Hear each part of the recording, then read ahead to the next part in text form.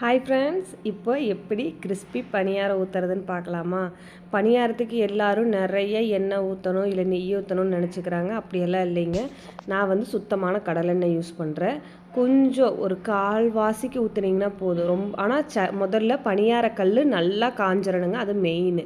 நல்லா காஞ்சிரணும், எண்ணெயும் நல்லா காஞ்சிரணும். அதுக்கப்புறம் கரெக்டான அளவில் ஊற்றுனீங்கன்னா ரொம்ப நல்லா வருங்க. பாருங்கள், நல்லா காஞ்சிருச்சு. இந்த சொய்யின்னு நல்லா அப்படி ஊற்றுனோன்னு அப்படியே பபுள்ஸ் வர மாதிரி நல்லா வரணுங்க. இந்த ஸ்டேஜில் ஊற்றுனீங்கன்னா தான் நல்லா மேல் பக்கம் கிறிஸ்பியாகவும் உள்ளே வந்து நல்லா சாஃப்டாகவும் இருக்கும். இன்னொன்று, பணியாரத்தை ஹை ஃப்ளேமில் வச்சு செய்யக்கூடாது, சிம்மில் வச்சுக்கணுங்க. மீடியமில் கூட வைக்கக்கூடாது. ஃபஸ்ட்டு கல் காய்ந்தனி ஹையில் வைங்க. எண்ணெய் ஊற்றி மாவு ஊற்றிட்டு நீங்கள் வந்து சிம் பண்ணிக்கங்க. ஒரு மூடி போட்டு, தட்டோ மூடியோ போட்டு மூடி வச்சுருங்க. ஒரு 2-3 மினிட்ஸ் விட்டுட்டிங்கன்னா பார்த்தீங்கன்னா மேலே நல்லா உப்பி வந்துடும். இப்போ திருப்பி போட்டிங்கன்னா பார்த்தீங்கன்னா மேலே பார்க்குறக்கே எவ்வளோ நல்லா கோல்டன் கலரில் கிறிஸ்பியாக இருக்குதுன்னு. இதுக்கு வந்து நிறைய எண்ணெய் ஊற்றினா தான் நல்லாயிருக்கும். ஒரு சிலர் ஐயோ பணியாரம் செஞ்சாலே நெஞ்ச கறிக்குது, ரொம்ப திகட்டுதும்பாங்க. நீங்கள் இந்த விதத்தில் செஞ்சு பாருங்களே. இது நார்மல் இட்லி தோசை மாதிரி திகட்டாது, ரொம்ப நல்லாயிருக்கும், ரொம்ப டேஸ்ட்டாகவும் இருக்கும்.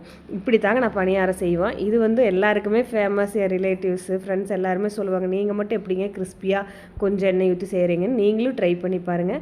இதுக்கு நான் வந்துங்க தக்காளி சட்னி வச்சுருந்தேன். ரொம்ப நல்லா இருந்தது பணியாரம். எப்பவுமே எங்கள் வீட்டில் பணியாரங்கிறது வாரத்தில் ஒரு தடவை 2 தடவை இருக்கும். நீங்களும் பண்ணுங்கள்.